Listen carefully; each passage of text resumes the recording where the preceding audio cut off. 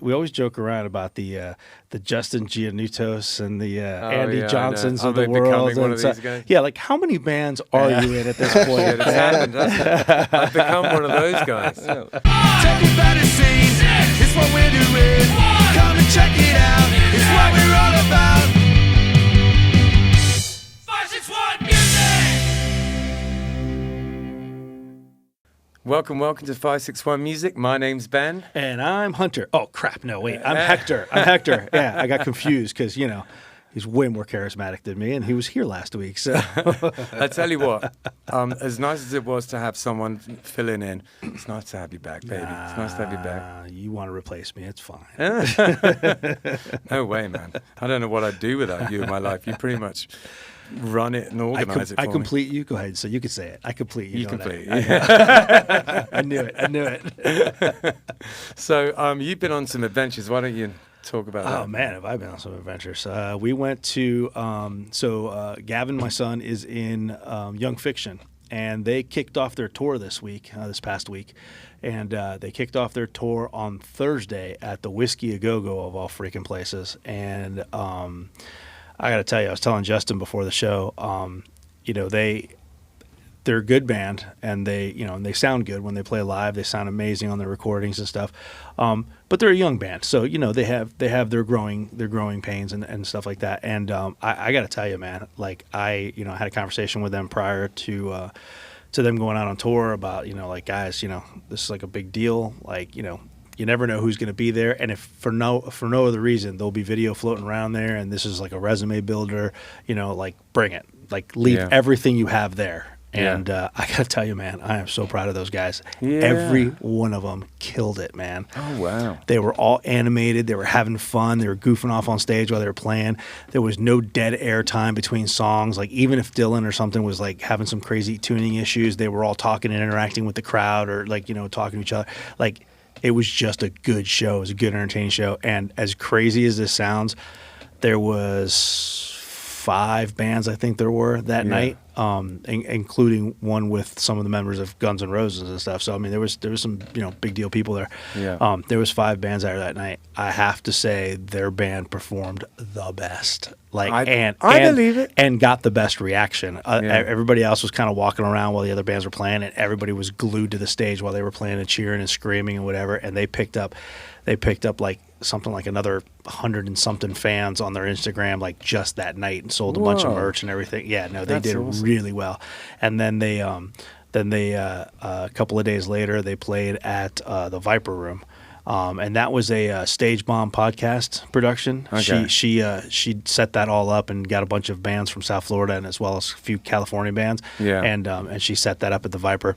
That night everybody killed it. So I was very, very proud of South Florida, the music scene here. Yeah, man. Everybody brought it, but man, again, they just killed it, man. Excellent. They just did so well. Well, isn't it convenient? Imagine if your son was in a terrible band. I mean, it could happen. Yeah, totally. It could happen. No, it's really awesome, man. I'm super proud of him and them and their adventures. I know Gavin. I know Koa and all the guys. I know them pretty well now. Yeah. Done some stuff with them, and I'd love to see them doing well. Dude, it was just funny. They we flew out there on Wednesday. The first show was Thursday.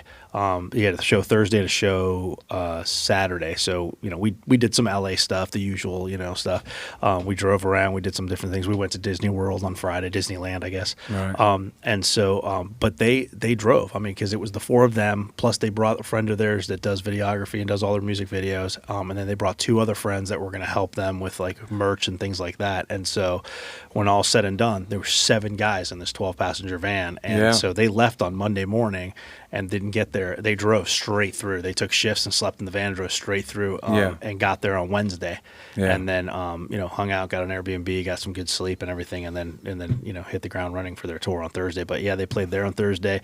The Whiskey, they played the Viper on Saturday. On Sunday, they played Tucson. I think Monday and Tuesday, I think, were travel days. And tonight, actually, as we speak, they're playing a show in Dallas. They've got another show in New Orleans. They got another show in Tallahassee, and then they're bringing it home on Sunday to Nice. Matthews Brewing in Lake Worth, man. Yeah, wicked. Yeah. Get to go to New Orleans too. That'll be fun. Oh God, yeah, that'll definitely be fun. And all the venues they've been playing at have been. I mean, those two were the standout ones because they're like the legendary ones. But all the venues they're playing at, I was fortunate enough to be able to help them book a bunch of the stuff, and everything they're playing is like fun venues, man. Cool venues, with a lot of good local bands and stuff to help draw. So That's really cool. yeah, this is really good for them. This is their first out of state tour too. So Yeah, really? Yeah, I didn't know that. I thought they'd been away before. Side note, we went to Disneyland on Friday, and we were standing in line for the Indiana Jones ride. And do you know who Miranda Cosgrove is? Yeah. She was standing in line right behind me. I was LA, mate. All right, I turned around, and I turned back around and looked at my daughter. I'm like, it's iCarly. My daughter's like, Dad, please don't geek out. I'm like, I'm going to fangirl so hard right now. Oh, She's my like, God. don't do it. That's really funny. So we definitely missed you while you were away, but James and I managed to limp through the shows. We played at the Grouper, and then immediately afterwards drove to Melbourne for Meg O'Malley's, which was a trek. But How was the sound? How was the sound that night? So interesting. Well, of course it was great. Of course it was, because I wasn't there. Well, here's the reason. It's because we have kept being lumped with their stand-ins, just like by a mixture of chance and Sure. the fact that their stand-ins are terrible for some reason. But the main guy, like that kid that you met him one time, he's a good sound guy. Yeah, he was good. Yeah. He was good. He really knows what he's doing, and he likes our music too, which is huge. Yeah. Like, he's paying attention throughout the whole thing. So sound-wise, we had zero problems, and I was like, oh man! And now we're going to be saying that to Hector, and he's not going to believe us. Right? Did you guys end up bringing somebody down there, or just the two of you played as a duo? As the duo. Okay. And I mean, it's a tiny little stage up there, so it was fine. Yeah. There was loads of people asking after you though. Yeah, nice. Yeah. You know how we have quite a lot of people who come to see us play there. Yeah, they were all there. They were all there with knobs on. There were so many Killbillies shirts, man. I love it, man. It's like what you and Hunter were talking about last week, that when you play a place like that, even though you play it regularly, but it's not your normal stomping ground. Like we're there once a month, maybe every 4 to 5 weeks, but it's not local for us. So right. So we're still kind of out of town. It's 2 hours away, so it's still kind of when we do play there, the people that like us, the locals that like us, come out to see us because it's the only chance they have to see us until the next month. And so, we've been building a nice little following there. People wearing our shirts and stuff. It's been fun. Yeah, man. And that, that's a big part of all of this. It's like, just picking markets and not oversaturating it. It's very difficult to do because, people offer you a gig and you just want to do it. But it's difficult to do and make a living, without having to drive 2 hours away every weekend, Yeah. So Totally I hear you, man. But yeah, it's a cool spot. Did struggle a little bit with sound for a second there, but I think because I made a big fuss about it, I think that our worries are over in that regard. I did see the back and forth on Instagram, so I'm glad that they're actually paying attention to taking care of it. So yeah, they absolutely are. They felt really bad. Yeah, that's awesome. And then on Sunday, I played at Guanabanas. And I had a pretty good time at that as well. It was a bit of a cold day, but I got on with it. I don't do that many solo gigs at the moment. I don't know what's happened. I just kind of haven't been booking the Sundays. I've been doing more studio stuff on Sundays and just cannot really booking as many Sunday gigs. So it was nice to dust off the looper and do all that. Yeah, nice. Yeah, it was cool. All right, so how's it going, guys? We have Keath and Ryan from Algorhythms. Speaking of Sunday studio sessions. Yeah, exactly. So can you give us a little bit of an overview on what Algorhythms is? So Algorhythms was a project actually born out in LMC here. I was doing drum lessons with Ryan, and we had a lot of mutual artists that we enjoyed, one of which Stanton Moore, a drummer, he plays in Galactic, and we thought, well, it'd be fun to do like a good New Orleans funk type project. Yeah. And I was playing in Stowe, playing in a band called the Inflammators, and I was writing songs for them. So I was like, you know what, Ryan, we'll write some. Yeah. And that's what. And then I was working with you, Ben, on the songwriting, and it kind of came from that. Cal Surprise, it turned punk pretty. Yeah, but it's like it's a ska punk sound with a horn section. Yeah, which I've always wanted to do a musical project, a band with horns. Yeah, and man. This is it. No, absolutely. And the big exciting news is that I'm also in the band, in case you don't know that. But we've got a single coming out. Yes. At the end of the month. Yeah, January 31st, first single, Do What You Want, drops live on all streaming platforms. Yeah, so I think we're going to play the song on this episode. We are. It's going to be the global debut. Nice. There you go. Sweet. Yeah. Interplanetary debut. Yeah. That's right. Yeah. Extraterrestrial debut. The good. What was I going to say? The good thing about bringing it up on here and then doing it later is you get two cracks of the whip. I've found recently that it's very difficult. We're definitely doing it the right way in the sense of releasing a song out at a time. But it's really hard to get much of a crack of a whip out of music these days. So you almost have to do it one song at a time.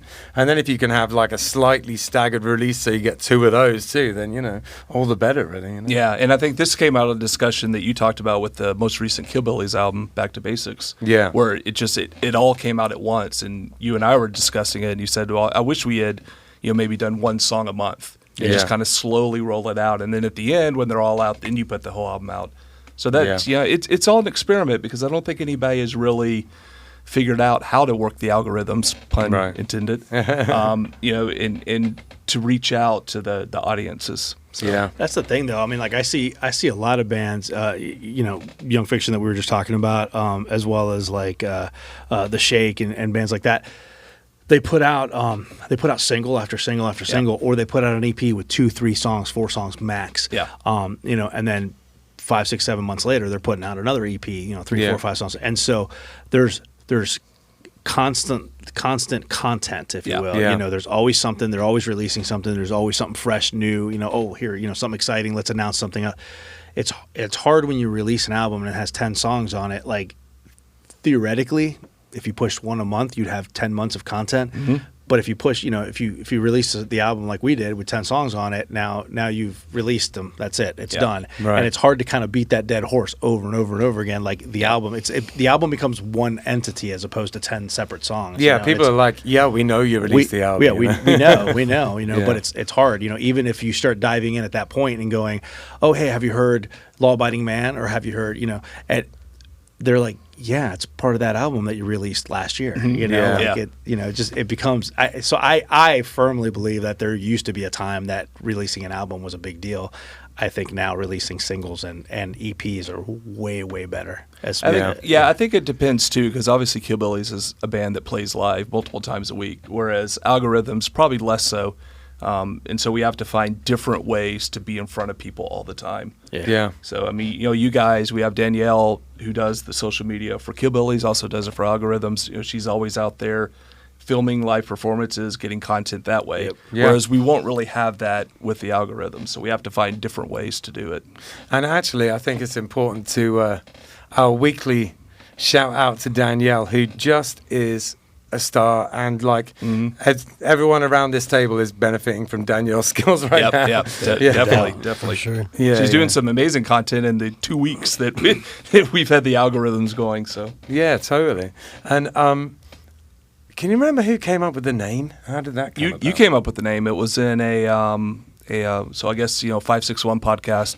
Long-time listener, first-time guest here. You had said it in one of, I don't remember which episode it was, but you had said something about the Algorhythms being a great name, and I was watching it at home, and I was like, you know what, that is a great name. And so we looked it up, and there's like a French DJ using the name Algorythm with the proper spelling, so we misspelled it intentionally. Yeah. Oh, I'm sorry, I trademarked that episode, so you can't have it. We're going to have a 10% kickback to Hector for all future recordings. Trademark the episode along with the words "the" and "and." Yeah, I've pretty much trademarked every episode. So, by the way, Ben, you owe me royalties every time I speak. Every time you open your mouth, I actually own you. I'd be okay with that. Just look after me. That's all.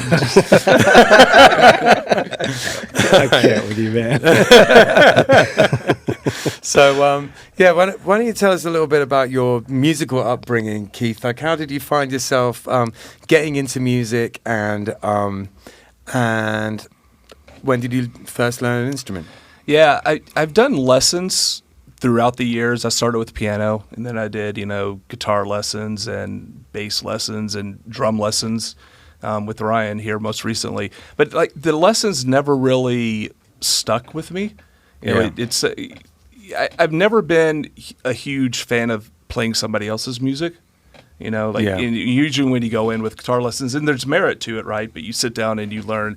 It just wasn't exciting for me to learn like a Ted Nugent song.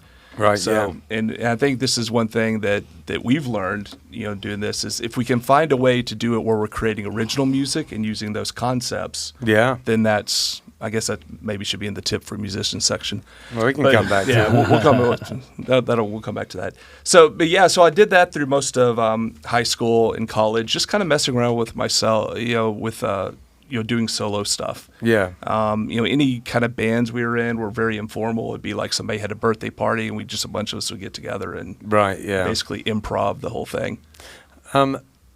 And then in terms of like the actual instrument, what was how did you end up learning? Did you have music lessons at school? Yeah, no, not really. Right. I started on bass and then I kind of went to guitar, because Dave Gilmour is my favorite guitarist, and so I got like a little Fender knockoff, and was trying to play Pink Floyd stuff. Dave Gilmour, he was very influential in my playing. I remember my guitar teacher when I was young basically saying, 90% of the licks you'll ever need is just in the intro to Shine On You Crazy Diamond. Oh yeah. Like if you can learn those licks. Love the Floyd reference. Sweet. Yeah, totally. So Ryan and I have this running joke. We're going to do a flow chart one day of like, do you need to take a guitar solo? And it's, are you Dave Gilmour? No, you do not need to take a solo. Yeah, man, he's amazing, and so that was really some of the first licks I ever learned, and also I love the way he'll do like 2 whole step bends and stuff like that. He's a beast. Yeah, man. Okay, so just kind of like a slow thing, like osmosis. Did you ever do the YouTube University thing? Have you just not really. Yeah, it's I need in-person learning. Yeah, gotcha. And it was really interesting because I know one of the tenets that Justin talks about a lot at LMC is finding the right instrument for each kid. Yeah. And I had been on guitar for so long that when I came up here one day and with the Inflammators, Justin's like, yeah, they need a bassist. I was like, I used to play bass. And as soon as I started playing again, it's the first time in probably like 20 years, it just felt so right. Oh, that's great. And so that's, Yeah, there's actually, talking of the bass and people finding instruments, there's a girl that I teach, she's a sweet girl and super friendly and stuff, but she just wasn't really motivated. And then I was like, well, Justin suggested we try to ask her if she wanted to play bass because there was an opening in a band, and she was all over it today. She was having so much fun with it. Sweet. And it's like, there you go, yet again, like switching instruments. Yeah. I only feel bad that we didn't get to that earlier. I don't know. Well, you have to try the other ones though to know that that's the right one. Yeah, that's fair. Yeah, and also she is definitely, her fingers are stronger and she understands, the nuts and bolts of holding a guitar and things. So those lessons are basically the same, whatever instrument you play. Yeah. Very guitar true. related anyway. Ryan, where did you, how did you first find yourself getting into music? Music or drums? Let's start with whichever is first. Whichever happened first. Yeah. So we were talking about the Beatles a little bit. Yeah. And that's kind of how everything started is my family was super into the Beatles. So we used to have those little speakers that went into every single room of the house, and you had the knobs and you could turn it up. So I'd be in my room and they would be playing the Beatles from there, and I'd have the volume control, in my room. And that's kind of how it started, was just Beatles all the time. Yeah, great from place to start. Very, very young age. Yeah, that's fantastic. And then when did you start playing drums? So the story goes, I was about 6 years old, and one of my brother's friends, and my brother, by the way, plays piano. So one of my brother's friends owed him some money, but he had a drum set, and he didn't have the money. Yeah. So I ended up getting this sweet, like Ringo style Oyster Pearl for all the drum nerds out there, Oyster Pearl kit that I got to start playing with when I was about 6 years old. And Oh, wow. I just, I think I just kind of wowed you. Yeah, and I just played and played and played until the thing basically fell apart. You know? 6 years old, huh? That's awesome. Yeah. Yeah, and then me and my brother started just jamming songs, together, piano and drums. Yeah, sick. Mainly I did the Beatles same stuff. thing with my brother. Yeah. Did you feel like when you first played it, was it like, this is what I was meant to do? Yeah. Yeah, I was just falling in love with the tones and the sounds that were happening. Yeah. And then my brother's friends would come over and play something that I couldn't play. And then that's when I go, okay, I got to learn how to do that. Well, in case you're watching this and you don't know, or you're listening to it and you don't know, Ryan is one of, if not the best drummer I know in the area and outside of that. Yeah, very good drummer. So very much. And the one of the big reasons why is preparation and just that kind of solid professionalism that you have. And I find that, and outside of the fact that you're an incredible technical drummer, is just the fact that you prepare for things and the fact that you treat things professionally is worth its weight in gold. I appreciate that, man. Thank you very much. Yeah. And as soon as Ryan said he wanted to be a part of this project, I'm like, whatever we have to do to make this happen, from a songwriting perspective, from a bass playing perspective. No, we're anytime gonna I've make ever it done do- anything just with to, Ryan. just to be on a project with Ryan. Yeah, Oh, totally. thanks, guys. Anytime I've ever done a thing with you, you've always been the most prepared person. Yeah. In there. Yeah, that's true. Yeah. Thanks, man. Yeah, know what you're doing with that kind of stuff. When it comes to preparing for, say, if for the person who doesn't really know anything about this kind of thing, when it comes to preparing for a new band or preparing for a gig that you're depping in or something like that, how'd you go about that?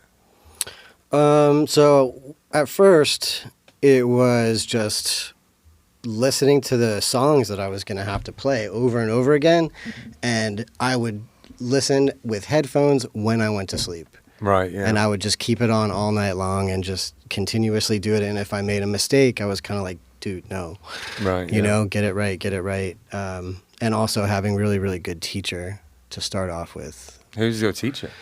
Well, so for people that are Box Elder fans, Pat Boggs from Box Elder was my teacher. Awesome. And kind of, whipped me into shape pretty early. And I got to go see all the Box Elder shows. And Nice. So that's how that door opened then, like that. with that's those how that guys. door, you got it, man. That's how that Okay. door opened. Interesting. And then after years of playing drums, and I think I knew you prior to this as well, you went to Nashville for a stretch, didn't you? I did. I was touring out in Nashville for about 4.5 years. How did you like it? Oh, hit or miss. Sometimes it was amazing. Sometimes I just wanted to be home. Yeah, So, sure. And then the experience of being in Nashville, do you think that it is a big part to play in how you now approach your business of drumming? 100%. Yeah. Yeah. So the hustle, for one, charting songs and preparing for the gig Yeah. was a big one, like you kind of mentioned. Yeah. So, that kind of helped me. I would do that stuff before, but then when I got there, people were doing it much better than I. Yeah. So I kind of had to, jump in and compete. Yeah, sure. I mean, it's funny because playing music down here is debatably more fun because it's less of a rat race. But in Nashville, the good thing about it is that because you're all kind of competing like that, it drives you to excel. Yeah. Which is it's very important. And I've been in situations like if you're in London or New York or Nashville or LA or something like that, the quality of the musicians and the amount of the musicians is insane. Yeah, that's definitely true. Yeah, and down here there are less, but there's still a lot of musicians down here. Oh yeah. Yeah, maybe not as much as in those places though. But I don't know. I like our scene. I wouldn't trade it for the world. Yeah, it's happening here just as much as it's happening anywhere. Yeah. Yeah, as long as you know where to look. Yeah. Totally. What kind of bands would you say that Algorhythms sound like? Well, the inspiration is probably the Interrupters and Rancid. So that kind of Tim Armstrong sound. Yeah. The Op Ivy, Rancid type thing. I think that's probably the clearest influence. Yeah. But, I mean, I think, a lot of the horn lines you contributed are more idiosyncratic. They kind of, I describe it as they kind of slither through the songs. Sure, as opposed to the normal ska, which is just like, ba ba ba ba ba ba. Yeah. So it's got almost like I'm a big fan of the harmonic minor scale. Yeah, exactly. Yeah, it's got more of a I don't know if you would say jazzy feel or but it's just it's kind of a step above. I think a normal. My lines had to have that kind of like. Whenever you hear that kind of reggae, that's like the kind of real like Ethiopian kind of like that kind of vibe. That the stuff that's kind of creepy and a little bit haunting and menacing. That's always been my favorite reggae. Menacing. I completely agree. And I think when it's really interesting too, the dynamics of the songwriting, because obviously we've written several songs together now, and I think I bring more of like a pop sensibility, and you bring more of like that menace, haunting thing, and it works really well together. Must be something wrong with my soul. No, it's just broken. You're just not as mainstream as me. So Ben's a true artiste. We've been doing a lot of recording here, and we've tracking some stuff at mine as well, and and then odds and ends over at Ryan's as well, just to kind of build it all up. Ryan, you were recording some drum parts at your place, and actually that's something I want to talk to you about in terms of your studio situation. Sure. Is you do a lot of remote sessions, don't you? Yes, I do. Yeah, and how would you go about that? Like, how does that work for you? An artist hits me up and says they need a song done, or they need drums on a song, and I'll demo it out at home. Sometimes we find the perfect sounds at home, sometimes we don't, and we have to go into a studio and do it that way. Yeah. But it's really, really nice to have that situation. And I feel like a lot of people do have that situation these days, where they have some sort of home recording situation these days.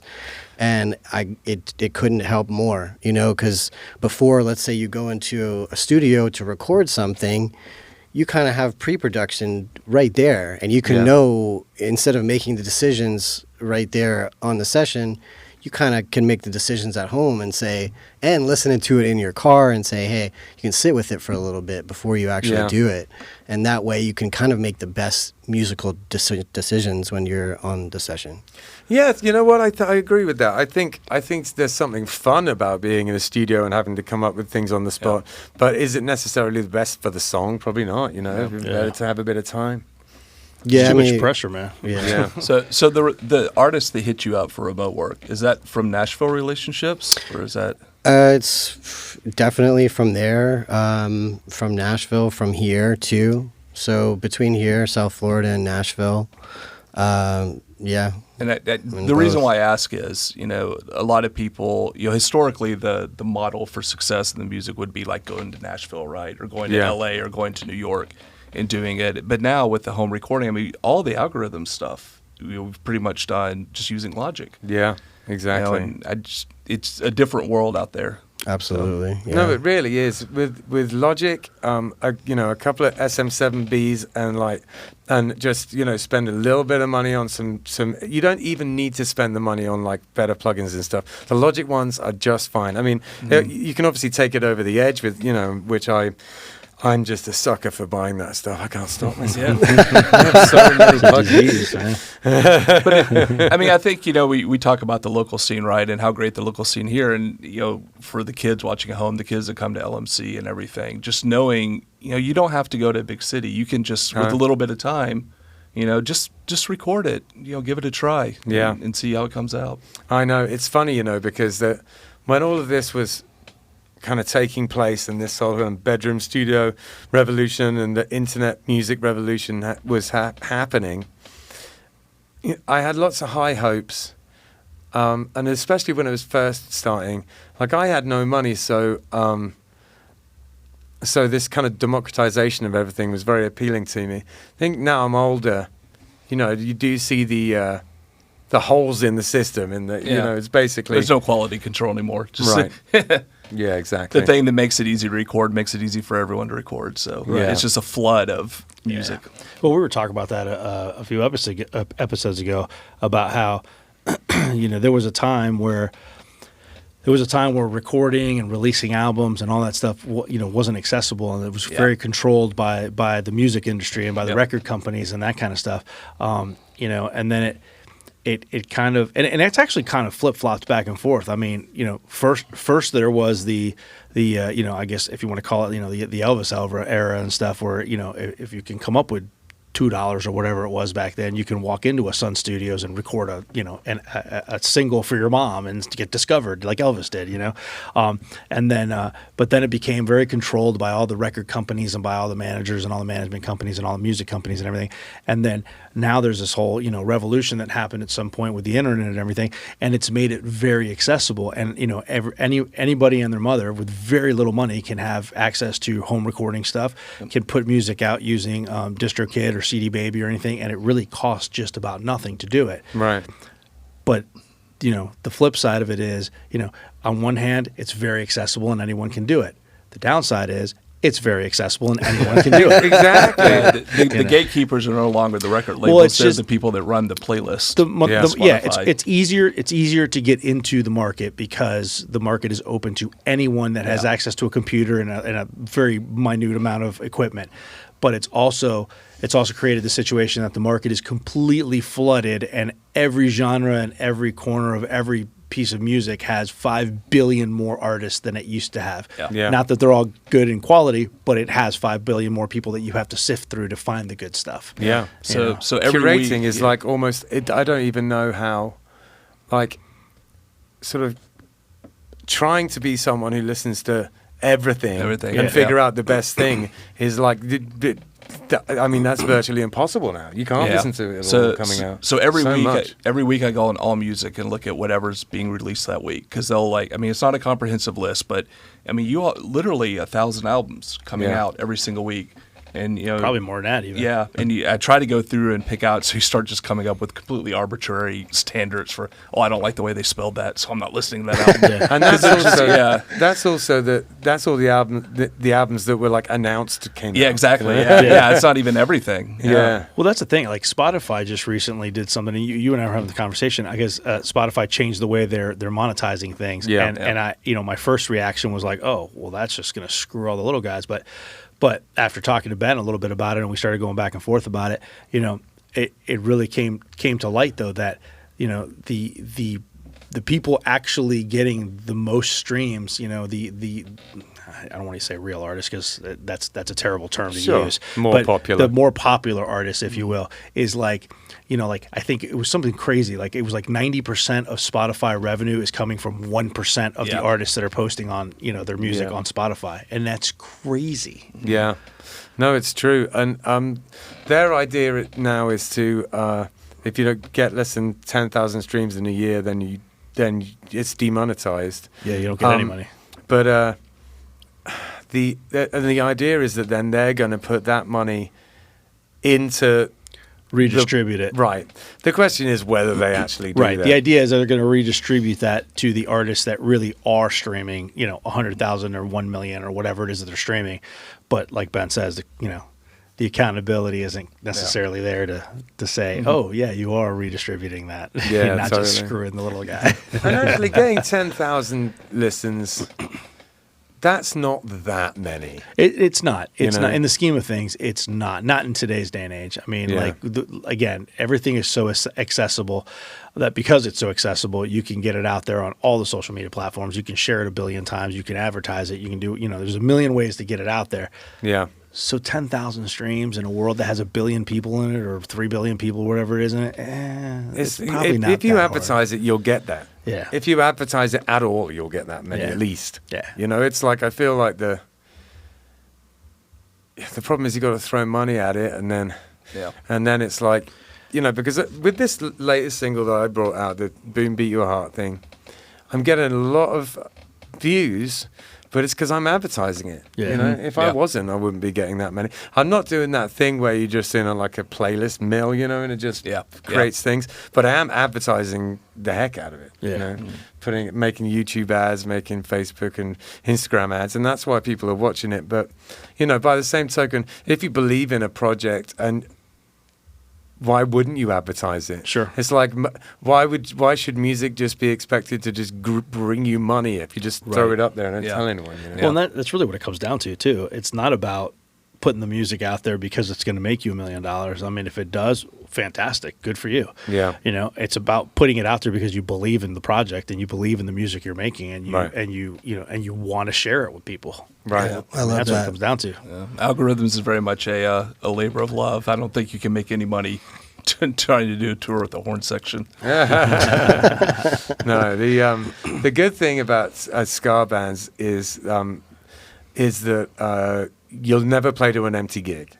Which is what, and then if every member of the band brings at least one friend, you have a full house. Yeah, exactly. But the bad thing is that there's just in terms of splitting the pile, there's 32 band members. Yeah. So far it's just us three, and then you know I suppose we're gonna have to figure out what we do with when we play a show. I've got some big plans with that. You know, I've been thinking a lot about putting on some ska shows, and there is some. You know, some local ska talent these days, right? Oh, There is. absolutely. And I've been really thinking about once everyone's ready, you know, like towards the end of this year or something like that, you know, putting some ska shows on. Yeah, you know? I think it'd be a great idea. Yeah. Super sweet. Obviously a biased opinion, but yeah, I think we should totally do it. Yeah, rather than kind of, you know, I've just been putting on general shows lately. You know, I might get a little bit more specific with it. So right now the band is the three of you guys. Yeah. And then so you're talking about live shows and stuff. So for the live shows, eventually you're going to have to add on what like we're going to horn have section. A couple of horns. Yeah. Okay, at least 2 horn players. Okay. Yeah. You know, possibly a second guitarist. We could get away with just that. We could get away with 2 horn players and that be that. Okay. But then a second guitar wouldn't hurt, would it? Yeah. Yeah. I mean, I don't know. It's not necessary, but it, you know, might be nice. I'm in. Kazoo. There you go. There we go. Awesome. We're going to give you a tuba. Hector can play the saxophone. Oh. Yeah. It's been a while, but I played alto and I played baritone for a while. Yeah. Oh, sweet. There you go. Get you up to speed. But you were talking about you were playing different instruments and then you made it back to bass and you went, oh yeah, that kind of happened to me. I played saxophone for a number of years. I played bass. I played a little bit of piano. I played a little bit of guitar. I kind of just left music altogether for a little bit. Bumped into a friend of mine in a Home Depot parking lot or something. He was putting a band together. Said, "Hey, I need a bass player. You know, you still play?" And I said, I mean, it's been a while or whatever. But I picked up the bass at that point, and like I just haven't looked back. Like I picked it up and I went, oh wait, I really do like this. Yeah. But I think it's good too that you play the other instruments because you can, you know, like when I do the songwriting and I'll bring songs to Ben, like I'm not near as good a guitarist as he is, but I know enough that I can, you know, get the idea down. Right. Yeah. And that's what I do to Ben as well. Yeah, exactly. I'll bring, you know, for Killbilly stuff, I'll bring something to him and it'll be, you know, it'll be chords and things like that. And then I'll be like, all right, you get the idea of what I want to do. Yeah. Now make it better. Yeah, exactly. You could guarantee there's not going to be any B minors in it. or Fs. I cannot stand barcodes. Yeah, exactly. There will be no barcodes in anything I write. I hate barcodes. I hear you, man. That's funny. All right, so I think now would be a good time to listen to the tune, right? All Let's right, do it. here we go. Global interplanetary debut. Check it out. I'll do what you want. Whoop, whoop.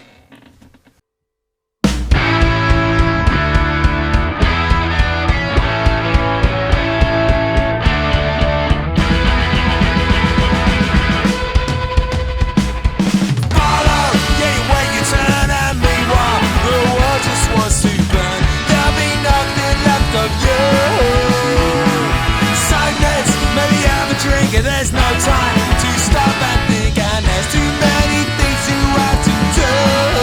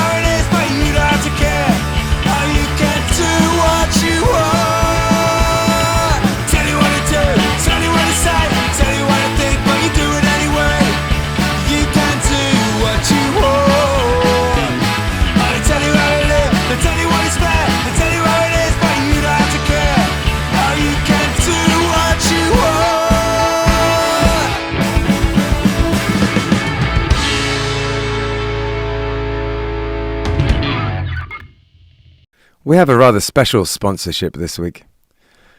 My friend Stu, who I know from round and about in Jupiter, has an Instagram page, which is at Stu Says. So at STEWSAYS. And it is really just for dog lovers. Stu loves dogs, and he has an Instagram page which is just dedicated to the dogs that he meets on his travels. So you should go check it out. There's some really nice pictures of dogs on there, and become part of Stu's dog-loving community. I couldn't think of a more wholesome thing for us to be advertising, really. He is a supporter and a friend of the show, and he wanted to help us get our message out there, and we could give him this in return. It's just us letting you guys know that you can go and see beautiful pictures of dogs on Instagram at Stu Says. I've just been surfing through all the pictures, and there's some really cute pictures of dogs on there. I'm going to show some up on the screen now. Yeah, man, go check it out.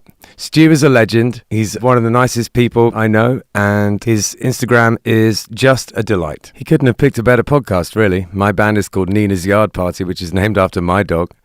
And if you listen really carefully, you could probably hear my dog barking in the background. I'm a big dog lover. One more time, it's www.instagram.com/Stu Says. STEWSAYS. It's the end of the year and it's time to get those taxes done. We all hate doing it, but it's just something that needs to get done. You can call Mary at Harmony Management Group and she'll make it as painless as possible for you. For the past several years, Mary has become the go-to accountant for the scene's musicians and artists, and really any small business. Need help? Give her a call today at 561-420-5652 or visit harmonymanagementgroup.com. Now, I can personally say that Mary is an absolutely wonderful accountant, and she understands firsthand the world of artists and musicians. She's been a huge help to Killbillies, and we are so proud to have her as a sponsor because she really cares about the local music scene and the local art scene. If you need help with the paperwork side of any small business, Mary has got your back. Again, the way to get in touch with her is 561-420-5652, or you can visit harmonymanagementgroup.com. We are also sponsored by Oasis Root. Now, Oasis Root Carver Bar is in Seagrape Square on Indian Town Road, and it is a carver bar. If you don't know anything about carver, it's a Polynesian root that you grind up and you mix with water, and it has been in Polynesia for potentially thousands of years. It's an old thing that they used for kind of ceremonial and also sort of leisure purposes. It's meant to be something where, you know, that brings people together. You all take a shell of carver and chink them together and say bula and have it together like that. It's meant to be something to bring people together. It's has a kind of an effect which is, I guess, a kind of a slightly warming effect. It just kind of makes you feel nice. It's not particularly intoxicating. It's not like drinking alcohol. So the atmosphere in a carver bar is sort of like a cross between a regular bar and a coffee house. It's pretty chill in there. You get all sorts of different types of carver bars. Some of them are more like a club, you know, there's sort of like blacklight and EDM playing, and some of them are more like a cafe. This is one of the cafe type of ones. It's super chill in there. If you're looking for somewhere to, I don't know, maybe go and do some work on your laptop or go and have a chat with friends, it's perfect for that kind of thing. There's a foosball table in there if that's your jam, or baby-foot as they call it in France. And yeah, Jim, the owner, is a really cool guy, and he has very kindly sponsored our podcast. So thank you very, very much for that, Jim. They also do a poker night in there, all sorts of things going on at Oasis Root Carver Bar. 561 Music is sponsored by Live Music Community. It's where we film the podcast that you're listening to right now, and it's also where I work. Gavin, Hector's son, was a student here for a long time, and in many ways he's the musician he is today because of the teachers at Live Music Community. We taught him not only about his instrument, but also about being in a band, and his band, Unemployed Youth, accomplished a lot of goals, mostly band etiquette, how to work together, and all of the nitty-gritty that goes into being in a band on a day-to-day basis. The student signs up for lessons, learns their instrument, joins a real band, and decides the direction it goes in. And we can take people from very young age, 6 or 7 years old, all the way up to 80. There's no age limit here. We run an adult program for people who want to be in a band as adults, but really the main focus is on the kids and getting them playing together and in bands. We are also a studio, a live stream venue, and we can record audio or video. The Killbillies live album, Warts and All, was recorded here. It was recorded during a live stream that we did during COVID. Justin had a great idea to record live streams during COVID. A ton of bands came in, and it was a real success. But outside of that, we can record albums, we can help you with your EPK, and we have full audio-visual capabilities here. LMC is in Palm Beach Gardens on the northwest corner of Military Trail and North Lake Boulevard. It's north of the gas station, right before you get to North Lake on Military Trail. And if you go to livemusiccommunity.com, you have all the information you'll need right there. All right, we've just listened to an ad for Live Music Community, which is where we are sat right now and which all four of us are beneficiaries of in some regard. So why don't we talk a little bit about advice you may have for upcoming musicians. Let's start with you, Keath. Okay. So we kind of mentioned earlier in the podcast, but finding a way to learn musical concepts that works for you.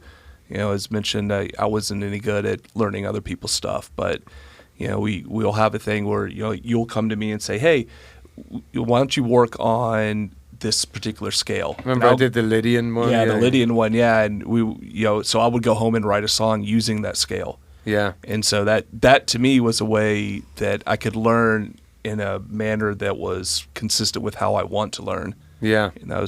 So I think the other one is, and fortunately in the algorithms, this is also exactly what's happening, is play with as good of musicians as you can, because it elevates your game. Yeah, no doubt about it, man. 100%. So that's some grand advice. All right, Ryan, have you got any pearls of wisdom for the people out there? Yeah, I'd like to share a couple things if I could. So one is we're talking about musicians coming up, right? If they could go to their local teacher to take lessons rather than YouTube. If they can't afford it, I completely understand. But one thing is YouTube won't hold you accountable and say, oh, did you finish that lesson that you learned? YouTube's not going to come after you. Yeah. YouTube's not going to see you're not going to someone and saying, oh, hey, you should practice, or doing something the right way. It's that interaction, like he was saying, he kind of... he has to be one-on-one with someone. But if you can't afford it, like I said, I understand. And, try to hold yourself accountable to those YouTube lessons that you're watching. Yeah. The next thing I would say is if you can get used to playing to a click track, to even your playing out. And because of what happens in today's world with music and all the clicks that happen in the studio, when you get in there, you're going to want to be somewhat comfortable with using a click track. And if you're in South Florida, I have a couple ones here too, which is get the fan and the cart, because you're going to need it and it gets hot. So that was one of the ones that I wanted to talk about too. Yeah, man. Like he was saying, I agree with that 100%. Try to surround yourself with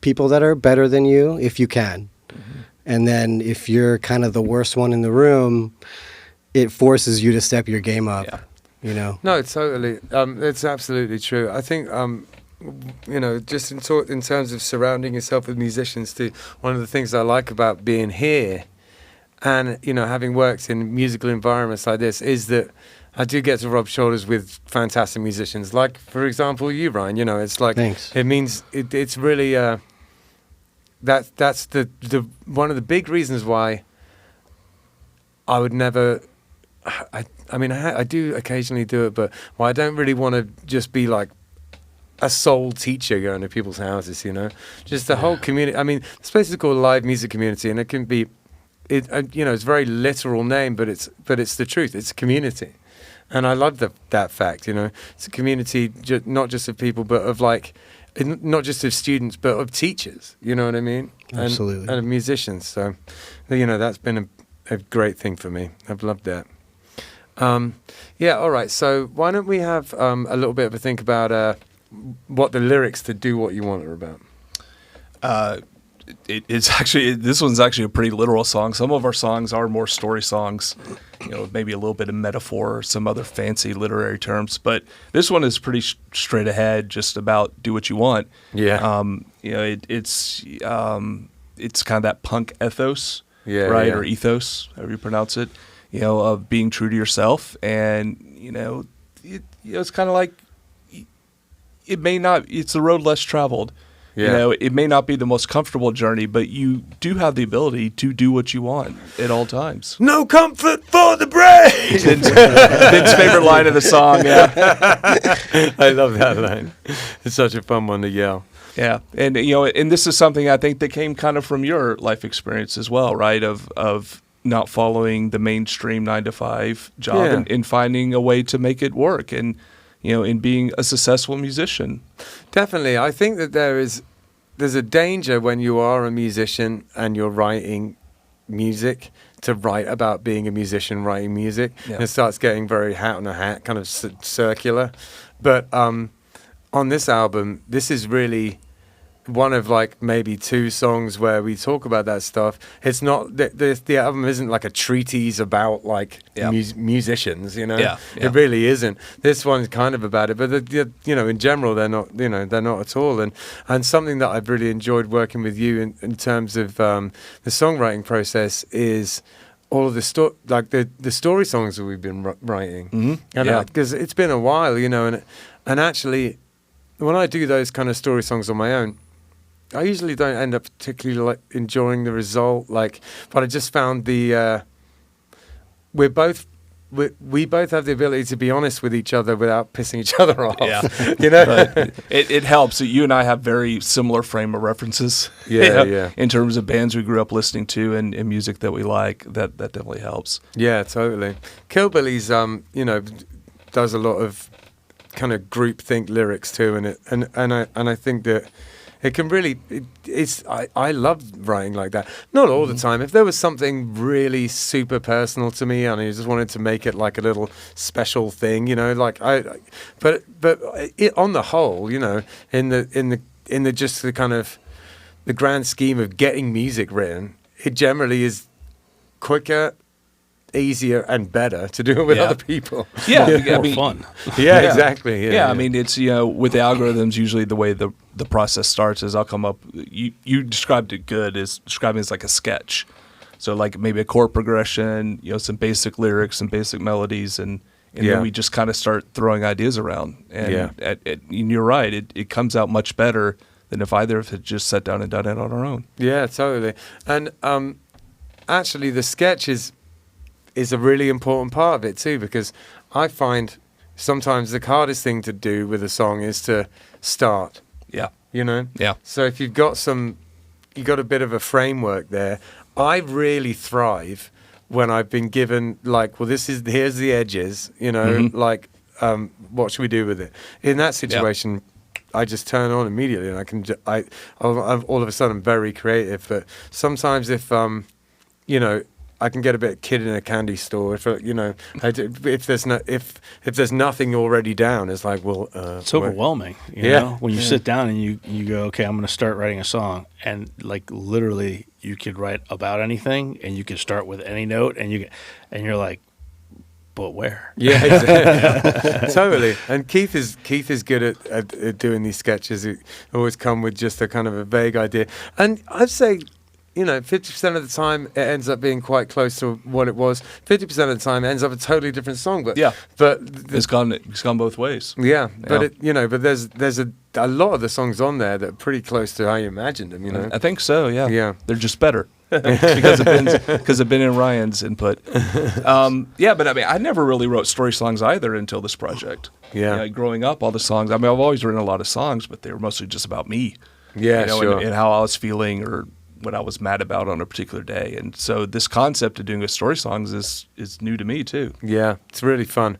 I think I wanted to do it from She Got Arrested. It was the most recent story song that I really like. Yeah. Yeah, it's such a tune, and I'm just a bit jealous I didn't write it, so, so we had a crack at it. All right, let's take a look at some of our gear. Like sometimes people don't come in with gear, and I always think it's a bit of a shame. So, seeing as it was a band that I'm involved in, by God, you're going to look at my gear. So right here, I have my various amp simulators. At some point, I'm going to get like a Kemper or something like that. But for now, I have this Universal Audio line, which is basically a Plexi, a Marshall Plexi. And it has a few different modes. It has like the brown sound mode and stuff like that, so you can make it sound like Van Halen. But you can also make it just sound like a wheezy old punk amp. It sounds great. And then that Strymon Iridium there, that's another amp sim. It's and it also does have a Marshall mode on it, but the Universal Audio one's Marshall blows it out of the water. But it has the Strymon Iridium has a really nice like Fender Twin sound. So that the clean on that is really nice. They're all like pretty good on it. The Marshall's not bad or anything. It's just that this new one I got, this UAD line is just that's really good. It's really good. And the UAD line comes with an app as well, and so you can kind of remotely be working on sounds and figuring them out. And I think that side of their that side of the business with Universal Audio, they're going to be developing more and more. The fact that you can actually get inside these boxes and change them from the outside, to me, it adds value to them for sure, because otherwise they're just what they are and that's it, And then the thing at the bottom there is a 2 Notes Revolt, which is it's a bass amp simulator, but it does have, it's less of a simulator and more of just like an amp. It has a tube in it. It's just a little amp, preamp amp type situation. That's the one I steal anytime Ben turns his back. Yeah, so I use these a lot for recording at the moment.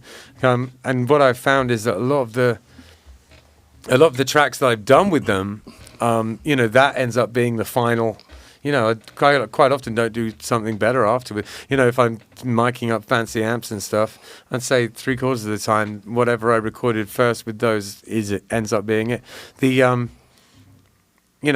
a couple of notable exceptions. Like last week, we were doing some stuff with my Fender Twin just because we really wanted to get that sound. But in general, these things are really starting to hold up. They didn't used to, but they do now. But I think this is, we were talking about earlier about how now anybody can record because we have this democratization of recording equipment. I think the amps are the next thing, because some of these pedals now are just as good as vintage Fender Twin amps. Yeah, exactly. And you can plug them into a monitor or something, and you're good to go. You don't have to be carting around all this heavy stuff. I mean, in Butch and the Fat Dudes, which is a project I play in, I'm still using my amp, but it's partly because that's the way that James wants it, which is more visual, I think, than anything else for that band. It's an aesthetic thing now. Yeah, you can't be in a punk band and not have a stack behind you. It just looks weird. No, I do kind of agree with you, but I'm gonna start like trying to use this in. I've never played a show with one of these yet. Done a lot of recording with them. I've never played a show with them, but I got the Head Rush, like it's basically a monitor. I got that so that I've got something I can play it through, and at some point I'm gonna break the seal and do a gig with one of these. A lot of people do, A lot of people do, yeah. Yeah. So I don't know. There's something in the back of my head that thinks that right at the last minute I'm like, yeah, but I have a Marshall in my house. Why don't I just use the real thing? It's funny though. The people that use the amp simulators like this, they either love them or they hate them. I find like there's nobody in between. You get some rabidly pro amp sim people, right? And then some rabidly anti amp sim people. I don't find a whole lot of people in the middle. No, totally. Yeah, it's one or the other. Yeah, absolutely. And I think actually, if you know how to use them really, really well, you can get amazing tones out of them. Now here's the thing: realistically speaking, does the amp sim sound 100% note for note, tone for tone, exactly like its amp, analog counterpart? Probably not. Yeah. But to you as a musician, when you're using the two of them, the difference. the average person out there listening to you play the music is never going to know the difference. And I am dying to do a blind test. And Hunter, we were talking about it. We have to do it with Hunter because he's diehard analog. And, I've been really looking forward to doing like we just record something completely flat. You know, one is like, and a few different situations, like, you know, microphone this far away, and then do that setting on the sim as well, and see if we can get him to figure out the differences. Yeah. I bet you he's gonna be a bit embarrassed. I bet you he'll be surprised. Yeah. And I think most people are. Again, are there people in this world that could pick it out? Absolutely. I think there's definitely people that have that ear and they can pick it out. But I think that's just a handful of people on this earth. Most people, they couldn't tell you the difference between a sim and an analog. They couldn't. Yeah, it's true, man.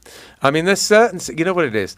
There's certain sounds that these amp simulators can make that don't sound that real. So you can spot it in just ever so slightly in certain things, but you know, when you're using them properly and stuff like that, they sound fab. Yeah. So I think the next picture, as far as I'm aware, is my guitar. Now, I just wanted to put my guitar on because I don't think it's ever been on this show, and seeing as I'm in this band, I figured it was a good opportunity for me to show everyone my Jackson. You thought your guitar felt left out or something? Yeah. even though this is not the guitar he actually uses in the band, we're going to put it in front of you anyway. Yeah, totally. It actually has to be the guitar I used in the band now because my other one was stolen. Oh. So it is now the guitar I use in the band. So this anyway is a Jackson. It's relatively kind of run-of-the-mill, not that expensive Jackson, but I replaced loads of the parts. Replaced the pickups for some passive, actually, EMGs. And then I just put a bunch of gold hardware on it and made everything nice. And the Jackson necks are really just lovely. I mean, I can play 1,000,000 miles an hour on it, so I love it. And that's about that for the guitar. And I got up a drum there for you to talk about. Why don't you let everyone know about this drum, Ryan? Ooh, this is the Ludwig Black Beauty, and one of the most recorded drums in all of history. Yeah. You can tune it up, tune it down. It sounds great pretty much wherever. I've done every recording with a real kit with this snare for the past, I want to say, 6 to 8 years. Really? Wow. Yeah. And what would you say it is about it that makes it so versatile and so beloved? The brass shell for one, and I believe it's a seamless shell, so there's no connection piece. It's solid. So right. If you can get your hands on anything that's seamless, it's gonna be a good thing. Yeah. So yeah, this drum has served me well for years and years, and most of the engineers, when I bring multiple snares to usually a session, and when I pull that one up, they go, "Oh, that's the one." Yeah. Totally. So that happened to me enough times where I'm like, this is going to be with me at pretty much every session just in case. So yeah, and it's the snare that we used on the Algorhythms project. It is. Yeah. It is. So you record with it, but how do you use it for live performance as well, or? Yes or no. Sometimes I do, but I guess what I was going to say is that these Ludwig snares are really, really amazing, and there's some cheaper versions of kind of similar, like the Acrolite that I use. So when I'm on a session and that it's going to be forever for a recording, this is the sound I want. But for live, you can get away with a little bit more, if you know what I mean. You can get away with a lot more. It depends where you're playing, but you can get away with a lot more. Exactly. So I usually use, like an Acrolite, which is, this snare drum goes for about $750. Yeah. And the Acrolites you can pick up for about $200, and they are similar. I think that live and not live instruments, like instruments you'd use for a show and instruments you use for a recording, there's no reason why they should be the same. I have a Fender Acoustasonic, and I use it on the last album, and I don't mind the way it sounds on it, but I love the way it sounds live. It sounds perfect live. Like I couldn't asked for a better guitar live. You know, it doesn't have any weird feedback problems or anything. Sounds like an acoustic guitar. Acoustic guitars are quite, you know, they can be tricky to get right in the mix, and they're always really feedbacky. This thing has none of that, and it doesn't sound super fake. It doesn't sound fake at all. It sounds like an acoustic guitar. I mean, until I start putting overdrive pedals on it, then it just sounds like an electric guitar. But you know, that thing's amazing. But then, you know, would I record the next album with it? No, don't think so. You know, just because it, like, if you've got the time to do it, you know, yeah, why not use the better thing? And, you know, I think I'm going to use like a, you know, a proper nice Martin, you know, something like that. Yeah. All right, so yeah, let's have a little bit of a chat about your bass, shall we? Okay, so I play a Rittenhouse bass. Yeah. I picked it up at Wolf Guitar, friend of the podcast, Jay Wolf. Yeah. Yeah, and they're all custom that he does. He does a lot of relic stuff, which I can kind of take or leave, but it's kind of that classic P bass sound and feel. And just, you know, as soon as I picked it up and played it the first time, I was just like, oh, this is coming home with me. Yeah.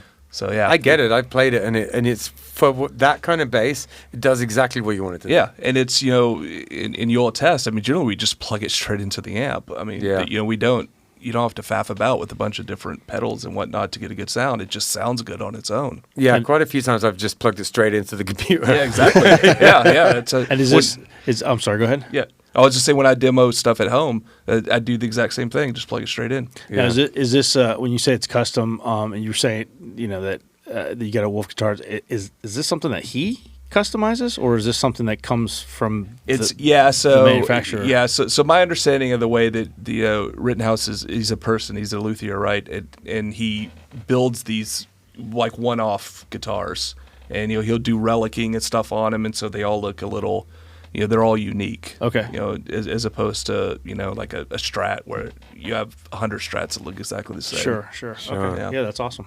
Yeah, it's really nice, and it looks pretty too to boot, so you can't go wrong there.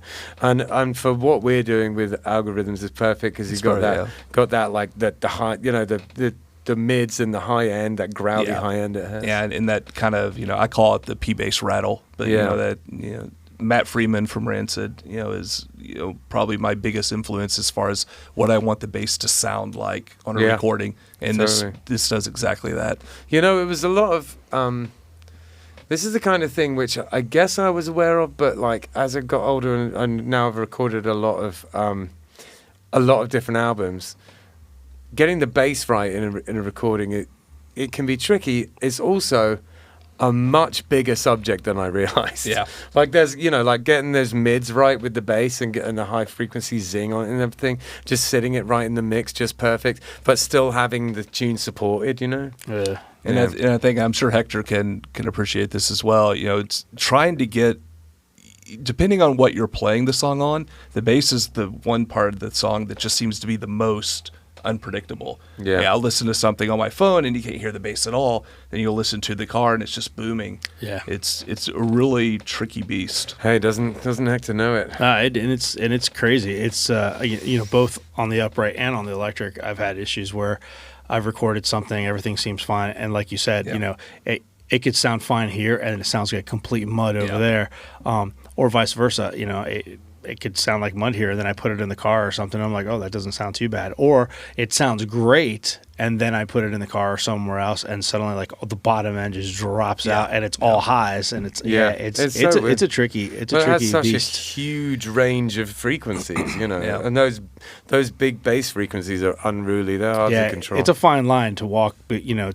and I do it on our live shows with the upright. It's a fine line to walk to have that kind of beefy, booming bottom end without it getting muddy, and still being able to punch through with your mids and your highs to be able to hear the individual notes. You know, it's definitely a trick. You know? I think when we were mastering Do What You Want, the one thing Ben and I spent the most time on was trying to get the bass sound right. Yeah. And we would get in different cars and drive around and listen to it and say, okay, there's nothing worse than a tune that like has like very noticeably lacking bass. Yeah. And then and then if it's completely taken over by bass, it's not heavy anymore. You know, it doesn't have a punch to it. So yeah, it's a tricky one.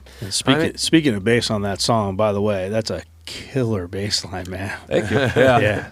I think Ben actually deserves credit for that one more than me, but did you play it? I mean, I will be playing it live. You get the studio recording, you get credit. maybe more this guy to my right. No, it was killer, man. We definitely teamed up with that one, but I tell you what, just the bass lines that you've been coming up with, man. Half of there's some filigree and runs on that I figured out, but outside of that, Yeah, I mean, kind of the philosophy is fastest driver drives the car.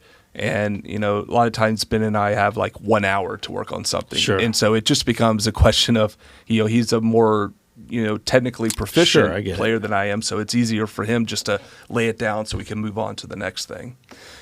Which is, one of the things I said to Keath very early on in this process is like, make sure you tell me if I'm like just doing everything, because I can have it. And he, Keath definitely stands up for himself, when it counts. And because, you can, it's Steph, I'm the eldest child, Yeah. Well, it's a non-ego thing, not an ego thing, but like letting go of that and be like, I don't have to be the one that has to play every single note on this thing, right? I feel that. And actually, everything about this project doesn't have that kind of ego problem with it. Yeah. It's like we're just trying to do it. Yeah. And just whatever sounds. And, Ryan was asking about, okay, when I do the drums, like, what do you want to hear? And I was like, the only thing I want is for you to like it, and B, for it to be fun for you to play.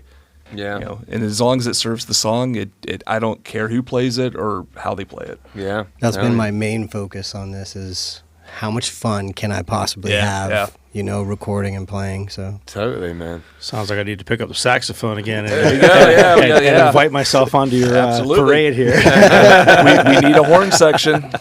Yeah, dude.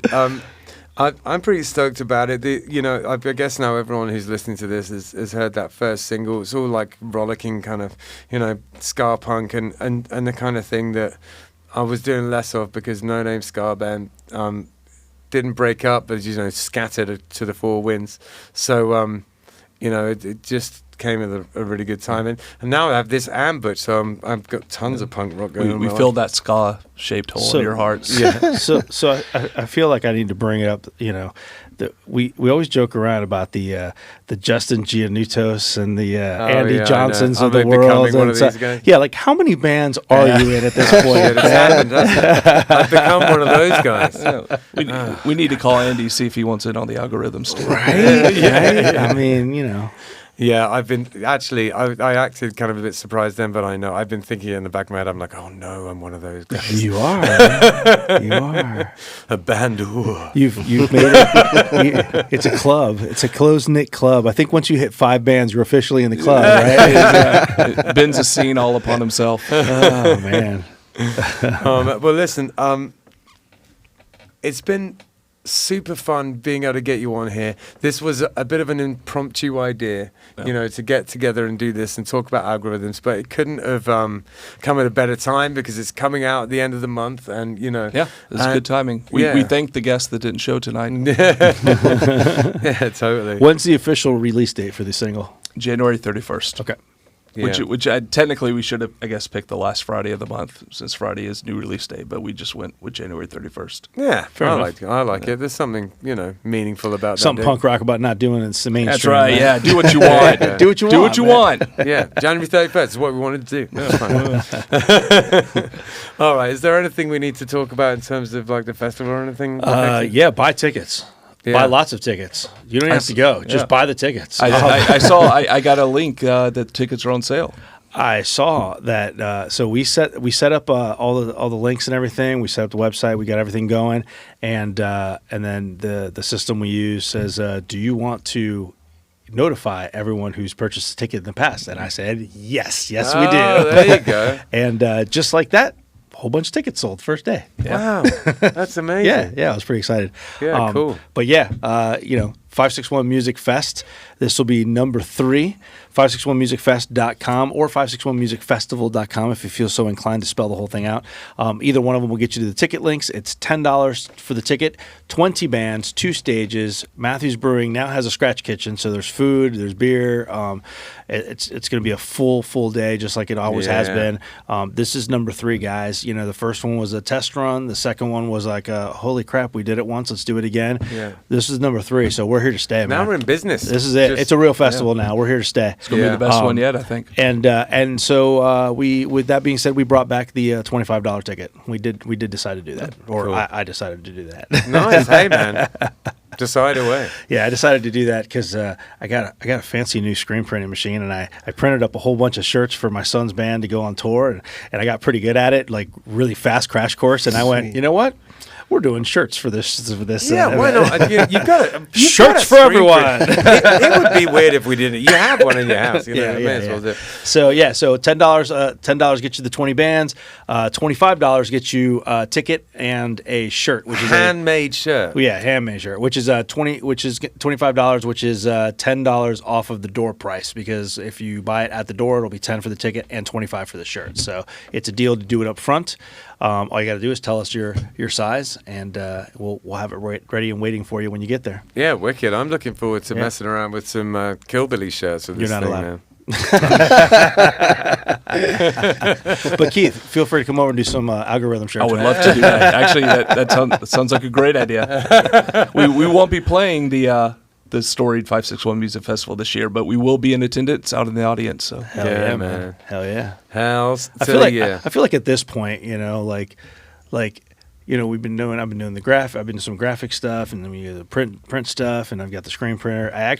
When I got the screen printer was like 2 months ago or something, and I just got around to getting around to using it. And then for Christmas, my wife bought me a vinyl cutter. Yeah. So like I started joking around with Gavin the other day, and he said, "Dad, you should just finish the loop, man." He goes get like a stitching machine. Yeah. And he's like, and then just start doing band merch, start a website, cheapbandmerch.com or something. And he's not wrong. No, absolutely. And this has been on my mind a lot, this kind of stuff as well. This kind of, it's not going to be very long. We do this podcast, we work at this place, we're surrounded by musicians all the time. It's not going to be long before all the puzzle pieces fall into place, and it just is a record label. I don't know when that's going to happen. I mean, I'm telling you, man. It's I've been talking about it for a while now, and I've been mulling over the idea of 561 Music Records. I mean, it just seems like we did the podcast. It was successful. We did the music festival. Like I said, it's successful enough that we're doing number 3 now. Yeah. And I really want to do it. It just seems like the next natural step. It's just a matter of, like, all the moving parts are there. It's just a matter of us corralling them all and figuring out what that model looks like. I've got to figure. I feel like if it was surrounding, if the whole thing was built on the bedrock of we actually do produce vinyl, then it would make everything make sense around it. Sure. So like I've just now my newest thing is that. We got to look at how to get into that. Yeah, totally, for sure. Yeah. All right. Well, listen. Thanks so much for coming on. Yeah, thanks for having us. Yeah, nice to have Hector back. Thank God. And all right. Well, we'll see you next time. And that's about it. I got nothing. Yeah, I'm good. All right.